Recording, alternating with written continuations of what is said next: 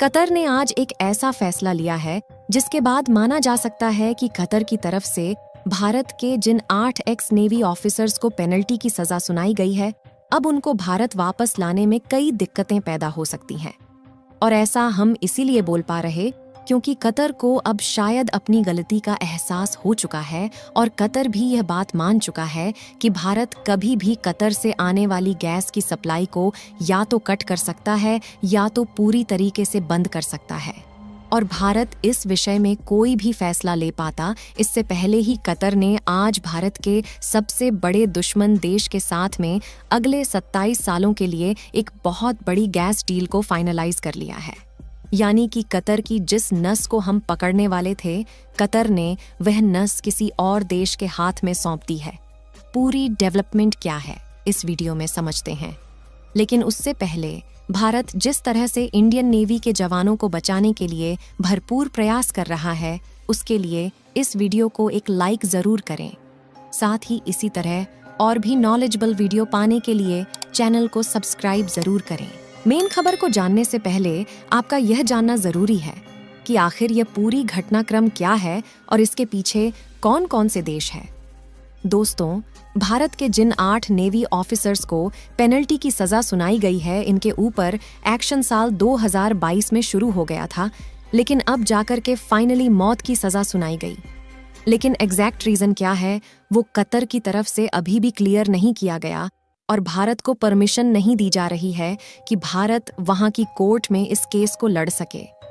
फिर भी इसके पीछे कतर पूरी तरीके से इन्वॉल्व नहीं है। बताया जा रहा है कि यहाँ पर पाकिस्तान की काफ़ी बड़ी इन्वॉल्वमेंट है। असल में पाकिस्तान कतर से एक बहुत ही सीक्रेट सबमरीन खरीदने वाला था जो कि रडार में स्कैन नहीं की जा सकती, और ये उसी कंपनी की सबमरीन है जहाँ पर भारतीय नेवी ऑफिसर काम कर रहे थे। लेकिन कहीं न कहीं नेवी ऑफिसर को यह बात पता चल चुकी थी और वे कभी भी भारत को यह बात बता सकते थे। इसलिए कतर या फिर पाकिस्तान दोनों ही नहीं चाहते कि इसका पता भारत को चले। इसलिए एक तरीके का झूठा केस बनाया गया है जिससे इन नेवी ऑफिसर को किसी भी तरीके से वहीं पर ही मार दिया जाए।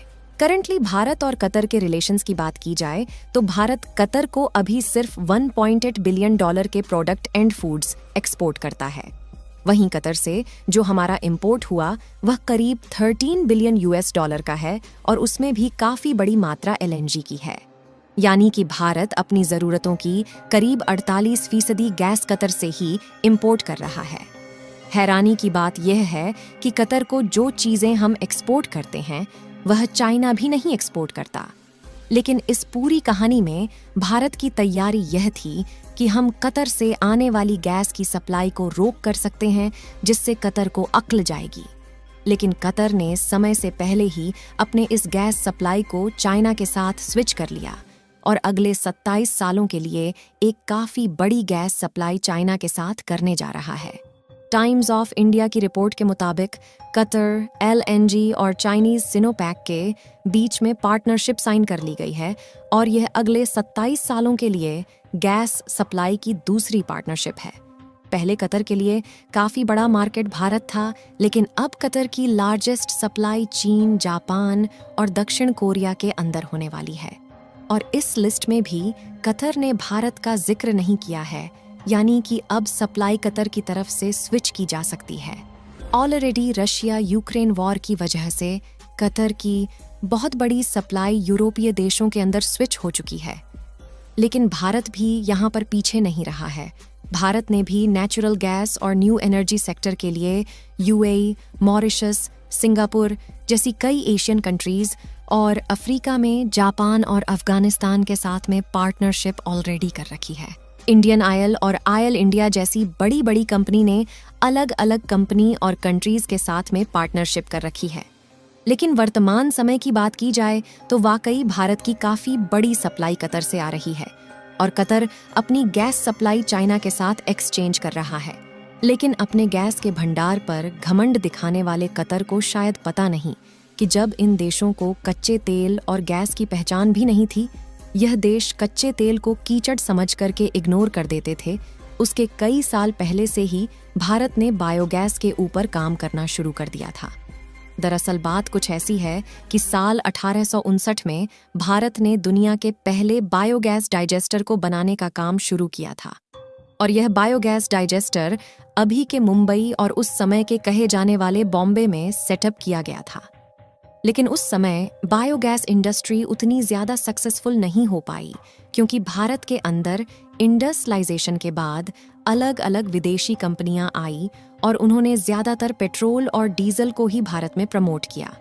लेकिन अब एनर्जी सेक्टर में खुद को 360 डिग्री रोटेट किया है और समय के साथ बायोगैस की डिमांड और ज़्यादा बढ़ चुकी है। आज ये इंडस्ट्री करीब 62 बिलियन US$ की पहुंच चुकी है और अब भारत ने भी इंडस्ट्री में अपना सबसे बड़ा कदम रख दिया है, जिसके बाद भारत बड़े स्केल पर बायोगैस का प्रोडक्शन करेगा। और गैस का प्रोडक्शन इतना ज़्यादा होगा कि जितना हम इंपोर्ट कराते हैं उससे डबल कैपेसिटी के साथ भारत के अंदर प्रोडक्शन चालू होगा। दोस्तों, जैसा कि हम आपको बता चुके हैं कि कतर ने अपनी गैस सप्लाई के लिए काफ़ी बड़ा और लॉन्ग टर्म एग्रीमेंट चाइना के साथ में फाइनलाइज कर लिया है, जिसमें कतर चाइना को अगले 27 सालों तक गैस की सप्लाई करने वाला है। और अगर इस पूरे सिनारियो में कतर भारत को एक्सपोर्ट ऑयल एंड गैस को रोक भी देता है तो भारत के लिए दिक्कत नहीं होगी। भारत किसी और देश यानी कि रशिया, UAE, सऊदी अरबिया या फिर वेनेजुएला से भी गैस खरीद सकता है। लेकिन हमारे हिसाब से भारत के लिए यह अल्टीमेट सल्यूशन नहीं होगा, क्योंकि जो हरकत आज कतर ने की, आगे चलकर कोई और देश भारत के साथ इस तरीके की हरकतें कर सकता है, जहां पर ऑल ओवर भारत का टारगेट ये है कि अब अपनी डिपेंडेंसी को पूरी तरीके से खत्म किया जाए। और इस पूरी निर्भरता को ही खत्म करने के लिए आज भारत ने बड़ा फैसला लिया है, जहां पर कतर, पाकिस्तान और चीन जैसे देशों के साथ में अगले 25 सालों के लिए डील को फाइनलाइज कर रहा है। वहीं भारत में अगले 10 सालों को टारगेट बनाया है कि हमारे जो भी गैस इंपोर्ट है उनको पूरी तरीके से रिड्यूस कर दिया जाएगा और सिर्फ 15% इंपोर्ट भारत के अंदर बचने वाले हैं।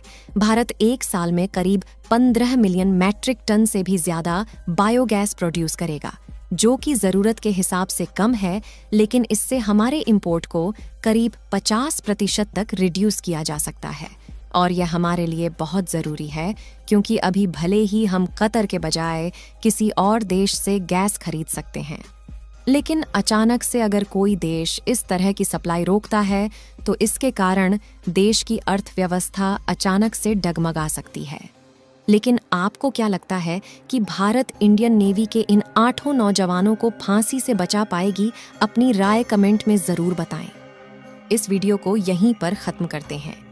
इस वीडियो को एक लाइक ज़रूर करें और अपने दोस्तों तक इस वीडियो को शेयर करें ताकि उन्हें भी जानकारी मिल सके। इसी तरह और भी नॉलेजेबल वीडियो देखने के लिए अपने भरोसेमंद चैनल को सब्सक्राइब करके बेल नोटिफिकेशन को ऑल पर ज़रूर रखें। वीडियो को अंत तक देखने के लिए धन्यवाद।